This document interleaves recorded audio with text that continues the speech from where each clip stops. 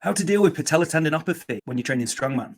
A lot of people self-diagnose sore knees as patellar tendinitis or knee tendinitis or just general inflammation. And a lot of times it can be, if you go to a rehab professional, they might refer to it as patellar tendinopathy.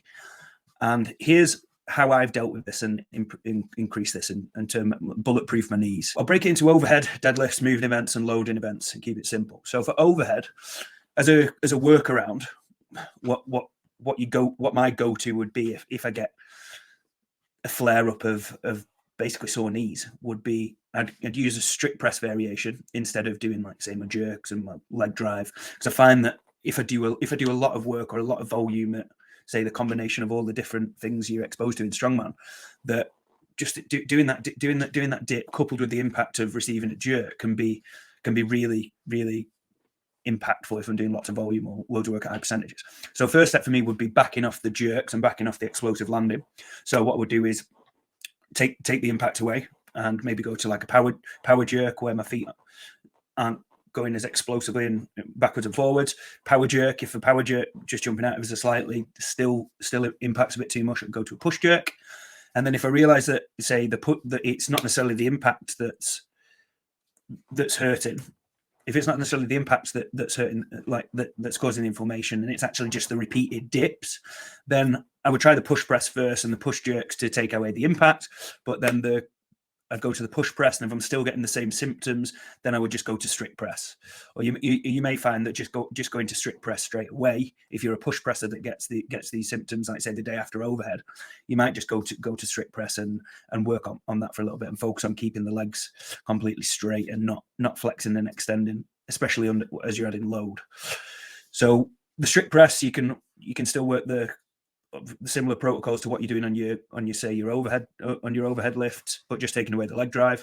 So you may even find that keeping cleans in and like say if you're training log and axle and stuff like that, you may find that keeping those in are actually fine. Or you may find that you may need to regress the clean a little bit. And if you regress the clean a little bit, I would recommend making sure that you don't leave the floor and stomp, and so you reduce the impact under load, but also explosively re-dipping. So say, for instance, if you're doing, like, say, an axle power clean and then you're dropping underneath and catching with the bent knees, this is exposing the knees significantly. And you may find that just doing more like a muscle clean and keeping the legs straight as you extend up, much like you do on, say, a push press, for instance, you don't rebend the knee, then you may find that the symptoms reduce, and this gives you enough time to, this might be enough of a regression to reduce the symptoms somewhat. Or you may find that actually you just need to take the cleans out altogether, and you just do, say, strict press from the rack, or say from jerk blocks, or doing the work from the rack. So how I'd bridge into, say, strengthening, and what's worked really well for me in terms of building the specific strength from my overhead would be getting stronger at front squats, where I'm with your front squats compared to, like, say, a back squat, you're actually exposing your knees more in terms of how much they travel forward. So actually strategic or getting stronger at this over time. And it might be an ego hit to start off with. You may not be able to do say barbell front squats. You may need to go to, say, a goblet squat. You may actually find that you have to take the load away completely and actually just do, say, some supported squats where you're using like a suspension trainer or holding a rack and actually just controlling on the way down, and then using your upper body to assist on the way up, and then eventually bridging back to, say, a goblet squat. And then eventually when your goblet squats are feeling good and pain-free, and you get into the point where it's awkward to get the load in position and you want in a heavier load, then you might find that's a good bridge back into front squats. And then how would bridge from into front squats, pain-free front squats, back into overhead lifting with leg drive would be, I'd be looking at learning how to isolate that dip and doing stuff like jerk dips and eventually jerk dip and drives. So you can go front squat pain-free, and then a similar load to what you're doing on your front squat, just doing like almost like a quarter squat, if you will. Like, just think about what you do in that first element when you do applying your leg drive and your overhead lifts, just isolating that portion that's really exposing the knees in a strategic patient way.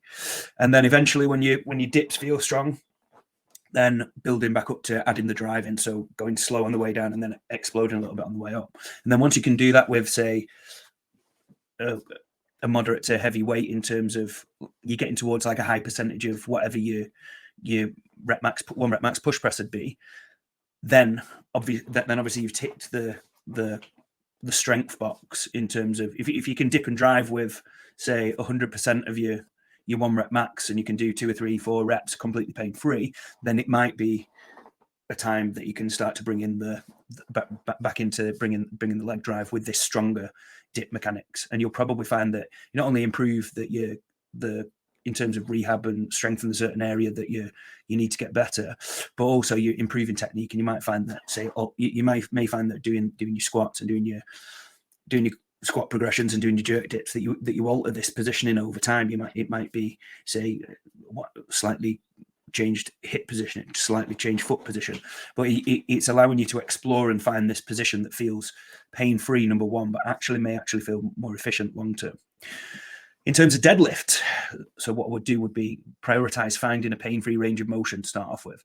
You may find that you're okay, but you may find that, say, deadlifting from normal height, a thing that I struggled with was deadlifting from normal height. I just felt my knees exposed so much in that position. But then I'd go to, say, a mid shin or high shin, say 12 to 15 inch block pull, and I was completely pain free in the start position. So I could use this as a way to keep building my strength neurologically, getting exposed to like high percentage weights, but in a completely pain free, within completely pain free constraints. And then in terms of rehab, using different squat and deadlift variations to, again, prioritizing a pain-free range of motion and pain-free variations as the staple. And again, when you're looking at the rehab from a rehab perspective, you've just got to regress it right back and patiently build up. And there is no excuse to be working at a painful variation. Like in my experience, I've never got any success from pushing through and ignoring pain. It just makes you worse. So, like, actually finding a variation that feels, yeah, this feels okay, this feels fine, and then strategically building it up over time.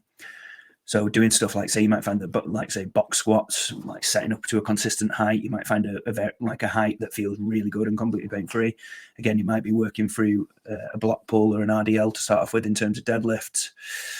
And then in order to bridge the gap, like building up, doing pauses in the replicate these positions that really expose the knee and hurt, but do it in a strategic way where it might be an isometric. It might be like, say, a single leg RDL in your knee in the position that you would be if you're doing, like, if you're setting up for a normal deadlift, but actually just pause in there. And if you do it with a weight, it might give you a little bit of discomfort. But if you hold on to something and actually support yourself and get into that position, you can make it completely pain-free. So obviously progress this by, say, getting into that position and eventually adding more load. So it might be progressing to body weight without holding on. Then it might be holding an empty bar. But the priority here has got to be 100% pain-free. Otherwise, don't do it.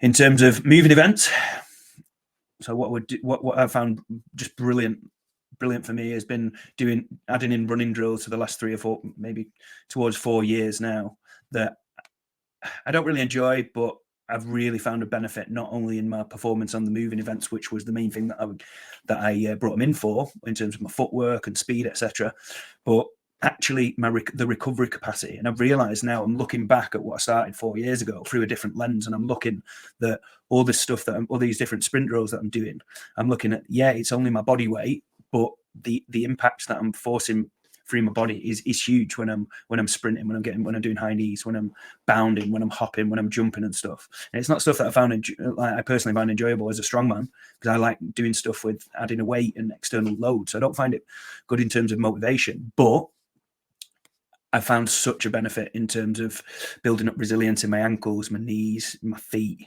my hips, my back.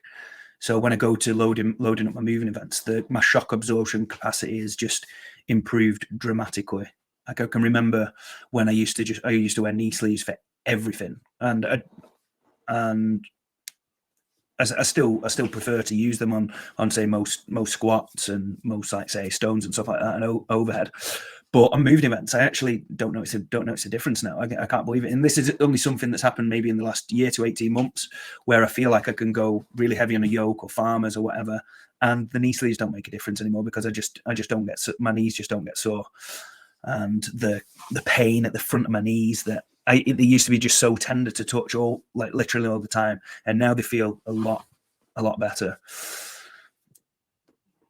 So what we do in terms of isometrics and spending time in pauses, once you at the point where you feel like, say, you're recovering significantly better in terms of doing the running drills and sprints and etc., then you're wanting to add load back in, then I would suggest building up strength in doing some pauses in the positions that you feel like it's going to accumulate the fatigue and the discomfort. So in like a staggered stance position, like even holding set farmers in a staggered stance, or doing even some staggered stance like trap bar deadlifts or something, or some yoke holds, or even some shallow lunge holds, for instance. Just to expose yourself to that position that's triggering the inflammation, but strategically doing it and staying below that pain-free threshold and slowly building up the weight. And then you can see how that's going to bridge back into, say, eventually doing the moving events again. Loading events. So how would it approach loading events with the same strategy? When my knees have been at the worst, I've prioritized doing one motions. When my knees have been at the worst in terms of being so really tender at the front, I've still been able to do one motion. Sometimes I've had to elevate the pickup height a little bit, so doing, like, say, light stone from elevate from almost like a T, like a block, or sandbags, or an elevated keg, for instance, and it's kept me just getting like a brilliant training stimulus still, but whilst letting my knees recover and certainly not triggering the inflammation even further. And then once the inflammation's died down a little bit and you're wanting to kind of build strength strategically, finding that say doing the goblet squats, but mimicking more of less of an upright torso, a bit more forward lean here to mimic more of the pattern of the, say, stone loading. And then eventually, once you've found a pain-free load on that, progress into Zercher squat and building up the load on that again. I found what's worked for me, keeping the bit forward lean actually feels really, really good on my knees, and actually just doing it I think it's like, in terms of how my knees feel and actually getting a significant weight on the bar, I would say that Zercher squats are my personal favorite in terms of how friendly they feel for the knees, and then maybe front squats and low bar squats, whatever. But yeah, I find that these, my knees feel the safest when I'm doing Zerchers, and I just feel like I can really sit back. It feels really good. So just to reiterate on all these positions, so the isometrics are absolutely brilliant. Or basically, isometric just means pausing under whilst you're contracting, or spending time at a position where your muscles are contracting but you're not moving, essentially. So what the evidence is showing with isometrics is they actually trigger an analgesia effect, or a painkilling effect in your body, or in the tendons. So you may actually find that, say, a protocol that I was given by Mofo Body Mechanic, very good, was he said to do 3 sets of 45 seconds doing like a wall sit with a variation that didn't hurt my knees. So it's exposing my knees, but I would maybe hold on at first to make sure that I was working at a pain-free kind of load. But I took this a little bit further and made it a bit more specific to the lifts that I was doing. So for overheads, what I did is I paused it in the bottom of the dip, and I did, like, say, set the sets there. I found that 1 or 2 sets of 20 to 30 seconds actually worked better for me and allowed me to be more consistent. After the first set, I got the instant painkilling effect like a magic trick. It was crazy, but I wasn't noticing a significant difference from set 3 to set 2, and I wasn't noticing a significant difference from 45 seconds to 25 seconds. So to make it easy to stick to and less of taking less of my training time, I just did the say 2 sets of 25 to 30 seconds. So yeah, I'd do, for the overhead, I'd do the bottom of the dip, but basically the position that I feel my knees get exposed the most. And I remember when I started doing it, like, I used to wince doing the first set, doing the first 5 or 10 seconds, and then I just alter my positioning a little bit and just be patient with it, and then the pain would significantly reduce. And then it might just be doing it with an empty bar. It might just be doing it with body weight to start off with, and then keeping this principle up to whatever you're doing on your weights. And then same principle, deadlift start position. I just get down with body weight or an empty bar, mimic this position. Moving events, so I almost do like a quarter lunge and pause there, or like a split squat hold. And then loading events, like maybe like say some kind of squat hold with your hips higher than your knees. That would I found that worked well for me. In terms of barefoot shoes are an option that I feel have helped me too, because the barefoot shoes have helped me. Like, obviously we've covered the things that you do when you're in the gym, but obviously there's a lot of time spent using your knees when you're not at the gym and you're just doing your everyday tasks. So I found that swapping to barefoot shoes has significantly helped me. So the barefoot shoes promote you to spread your toes a little bit. Like normal shoes now are kind of very often squashing your toes in. So this is promoting like a wider base of support. So you're spreading the load. Any given load of supporting your weight is going to be spread over a larger surface area. So that's going to be helpful. It's you're closer to the ground, so it's better for force transfer up the chain in terms of performance benefits. So I find, for instance, that any given weight that I do on a yoke, for instance, if I'd compare trainers to barefoot shoes, the trainers, like an analogy I like to think of is like, if you think of like spongy trainers with loads of support, imagine doing like a loaded squat on a trampoline. Like, are you going to be able to lift more weight on a trampoline, or say on the concrete floor, or a lifting platform? And that analogy in my head has helped me realize, well, yeah, the more instability that you're creating at the feet, the more difficult it is going to be to transfer weight from the bottom further up the chain. And another benefit is the fact that the heel is not elevated. So the more you elevate your heel, the more that you're encouraging your knee to translate forwards and go further over your toes, which again is a debated topic. But just speaking from my own experience, sometimes I have phases where, if I'm doing, like, say, a lot of overhead lifts with my lifting shoes in a phase, and my knees are just getting a bit fatigued or just a little bit of discomfort before next session, you find that swapping to doing some overhead stuff in my flats, like, actually holds me accountable to dip without my knees going forward quite as much. And I find that this really helps my recovery. So this principle taken into everyday walking with less of a heel, you may be less likely to do loads of steps with the knee going forward and exposing that knee a little bit less. So in terms of brands, I'd say I've done some research from the clients who've tried loads of barefoot shoes. So somebody said, I tried a bunch of barefoot brands, Vivo, Sabo, Notorious, Barefoot. In most cases, they don't make much difference in terms of performance. They did help me a lot with knee and ankle health when I use them for daily purposes. So good choice. Personally, I tried this by going onto Amazon and searching for barefoot shoes, and I found the cheapest ones. I've had about 12 pairs that were like £32. And then the latest ones that I've got, I think, were around £37. I'll put a link in this video, so look in the description, and you'll be able to see the link. And they feel great, and they don't look too weird. The latest ones that I've got, they just look like normal trainers kind of thing. But they feel really good, and that's what I'll be ordering. Like, you can pay a lot of money for the brands, the Vivos and stuff, but personally, I found a lot of benefit on just buying some of the less expensive ones.